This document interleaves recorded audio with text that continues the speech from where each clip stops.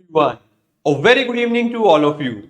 Myself Arneet Singh, your mentor for UGC NET JRF. और आज हम डिस्कस करेंगे foreign exchange rate risk. First of all, foreign exchange क्या होता है? देखो, फॉरेन एक्सचेंज होता है जो हमारी डोमेस्टिक करेंसी हो गई, उसको छोड़ के बाकी सारी कंट्रीज की करेंसी को हम कहते हैं foreign exchange. For example, India के पॉइंट ऑफ व्यू से डोमेस्टिक करेंसी हो गई हमारी इंडियन रुपीस, राइट? और बाकी फॉरेन कंट्रीज उनकी करेंसी जैसे कि डॉलर, येन, ये सारी हो गई हमारे फॉरेन एक्सचेंज।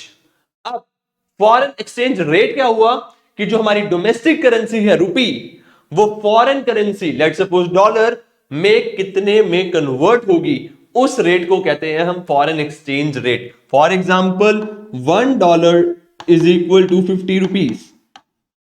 तो ये हो गया हमारा फॉरेन एक्सचेंज रेट। अब इसमें रिस्क क्या है? फॉरेन एक्सचेंज रेट में रिस्क ये है कि जो ये फॉरेन एक्सचेंज रेट है ये फिक्स्ड नहीं रहता, ये बहुत ज्यादा फ्लक्चुएट होता है। अब जो भी बिजनेसेस, जो भी कंपनीज, जो भी ऑर्गेनाइजेशंस फॉरेन ट्रेड कर रही होंगी, इंटरनेशनल बिजनेसेस कर रही होंगी, या फिर जिनकी सब्सिडरीज दूसरी कंट्रीज में होंगी, या जो एमएनसी कंपनीज होंगी, उन सब को इस एक्सचेंज रेट के चेंज होने से बिजनेस पे इंपैक्ट पड़ता है।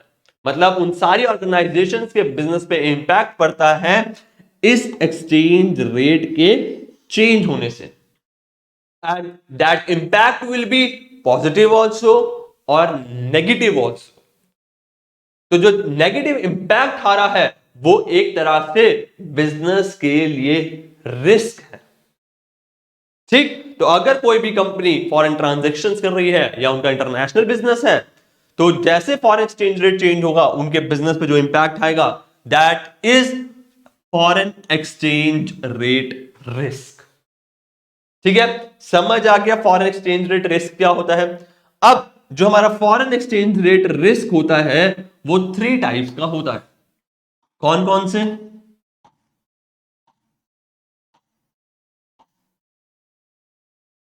फर्स्ट वन इज हमारा ट्रांजैक्शन रिस्क। कौन सा? Transaction risk. ट्रांजैक्शन का मतलब क्या हो गया? मींस हम बाइंग और सेलिंग कर रहे हैं, एक इजी लैंग्वेज में ट्रांजैक्शंस कर रहे हैं फॉरेन एक्सचेंज में। फॉर एग्जांपल, 2 एग्जांपल्स लेते हैं, अच्छे से ट्रांजैक्शन रिस्क समझ आ जाएगा। फॉर एग्जांपल, एक इंडियन कंपनी यूएसए से गुड्स परचेज करती है, चाहे वो अपने बिजनेस के लिए रॉ मटेरियल की तरह यूज कर रही है, चाहे वो यूएस से परचेज करके सेल कर रही है। और जो वो पेमेंट कर रही है यूएस की फर्म को, वो कर रही है फॉरेन करेंसी में, मींस डॉलर्स में। अब होगा क्या? सेम एग्जांपल में वापसी आते हैं। अगर $1.50 था एक्सचेंज रेट, तो अभी जो इंडियन फर्म है उसको $1 का गुड्स परचेज करने के लिए 50 रुपीज पे करने पड़ते हैं। बट मानो अगर इंडियन करेंसी डेप्रिशिएट हो जाती है, $1.70 हो जाता है, अब इस केस में होगा क्या? जो इंडियन फर्म्स हैं वो, उनको ज्यादा अमाउंट पे करनी पड़ेगी सेम ही गुड्स परचेज करने के लिए। मतलब $1 वर्थ ऑफ गुड्स परचेज करने के लिए यूएसए से उन्हें ज्यादा इंडियन रुपीस पे करने पड़ेंगे। मतलब वो पैसे भी ज्यादा दे रहे हैं और उन्हें गुड्स भी ज्यादा नहीं मिल रहे। That is transaction risk. ठीक, अब आप सबके कई सबके माइंड में क्वेश्चन आ रहा होगा, सर कभी इतना बड़ा फ्लक्चुएशन तो आता नहीं, 2-3 रुपीस का आता है। तो एक हाइपोथेटिकल एग्जांपल है आपको समझाने के लिए। प्रैक्टिकल लाइफ में पैसेज में ही फ्लक्चुएशन आता है, बट अमाउंट भी बहुत ज्यादा बड़ी होती है, राइट? अब एक और एग्जांपल ले लेते हैं।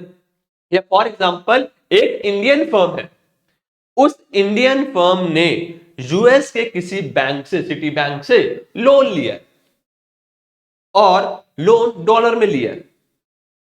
फॉर सेम एग्जांपल ले लेते हैं कि $1 चल रहा है 50 रुपीज। मान लो $100 का लोन लिया, $100 का लोन लिया।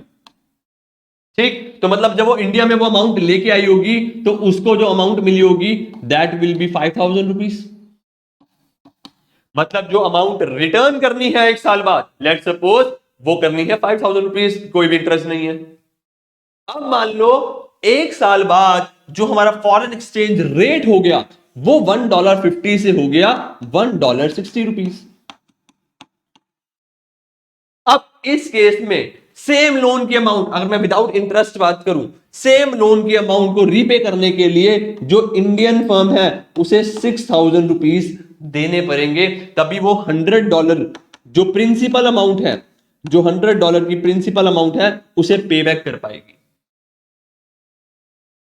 राइट, उन्होंने लोन लिया था $1.50 पे, बट अब एक्सचेंज रेट हो गया $1.60, जिससे हुआ क्या, उन्हें $6,000 पे करने पड़ेंगे एक साल बाद सेम प्रिंसिपल अमाउंट को रीपे करने के लिए। ये सारे क्या हो गए हमारे ट्रांजैक्शन रिस्क। समझ आ गया ट्रांजैक्शन रिस्क क्या होता है। फिर आता है हमारे पास ट्रांसलेशन रिस्क। देखो ट्रांसलेशन रिस्क क्या है। ट्रांसलेशन रिस्क क्या है, देखो कई सारी बिजनेसेस हैं जिनकी सब्सिडरीज फॉरेन कंट्रीज में होंगी, जिनके बिजनेस यूनिट, शॉप्स, ऑनर्स, मतलब जो बिजनेसेस होंगे वो फॉरेन कंट्रीज में होंगे। अब ऑब्वियस सी बात है कि जो ये फॉरेन कंट्री में सब्सिडरीज हैं वो जो हमारी पेरेंट कंपनी हो गई, at end of the financial year अपने फाइनेंशियल अकाउंट्स कंसोलिडेट करती होगी या अपने प्रॉफिट्स को रेमिटेंट करती होगी पेरेंट कंपनी के पास। सब्सिडरी कंपनी प्रॉफिट्स भेजती होगी पेरेंट कंपनी के पास। अगर इस केस में मान लो नॉर्मली $1.50 चल रहा था, सेम एग्जांपल लेते हैं, $1.50 चल रहा था। अब जब रेमिटेंस का टाइम आया उस टाइम फ्लक्चुएशंस या ईयर एंड में फ्लक्चुएशन से जो हमारा एक्सचेंज रेट हो गया $1.40 हो गया। देखो जो सब्सिडरी कंपनी है वो अभी भी $1 भेज रही है, मतलब पहले भी $1 भेज रही थी और अभी भी $1 भेज रही है, बट एक्सचेंज रेट के चेंज होने की वजह से पहले पेरेंट कंपनी को ₹50 मिल रहे थे, अब ₹40 मिल रहे हैं।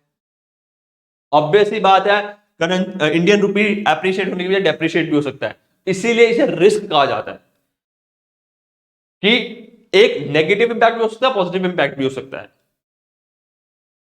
तो ये जो रिस्क है ट्रांसलेशन के टाइम पे कि जब सब्सिडरी कंपनी अपने अकाउंट्स या पेरेंट कंपनी अपने अकाउंट्स बनाएगी और उसमें सब्सिडरी कंट्री के अकाउंट्स, कंपनी के अकाउंट्स को कंसोलिडेट करेगी, तब उसके कंपनीज की जो स्टेटमेंट्स हैं वो कम शो होंगी, या जब प्रॉफिट ट्रांसमिट करेगी वो कम शो होंगे। अगर डोमेस्टिक करेंसी एप्रिशिएट करती है उसे हम बोलते हैं ट्रांसलेशन रिस्क।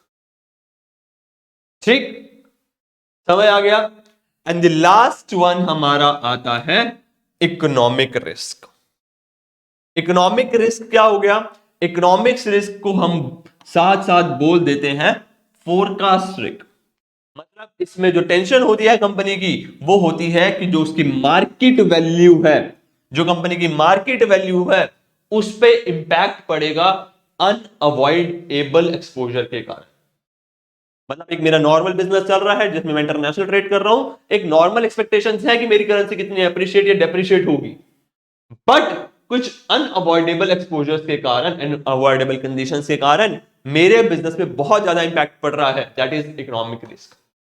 एक एग्जांपल ले लेते हैं, जैसे यूक्रेन रशिया वॉर में क्या हुआ था, रशिया की करेंसी डेप्रिशिएट हो गई थी बहुत ज्यादा, तो उधर जो कंपनीज होंगी रशिया में एकदम से सडन डेप्रिशिएट होने की वजह से जो इंपैक्ट उन पे पड़ा, दैट इज इकोनॉमिक रिस्क।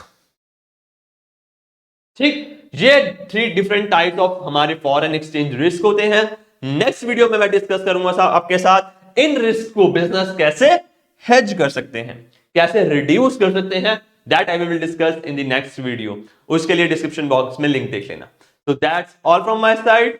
अगर आपको ये सारे नोट्स चाहिए हो तो आपने कोर्स में इनरोल करोगे तो आपको बुक अवेलेबल हो जाएगी, ये सारे पीडीएफ और नोट्स, मतलब नोट्स आपको अवेलेबल हो जाएंगे कोर्स के अंदर। ठीक, बुक अवेलेबल हो जाएगी।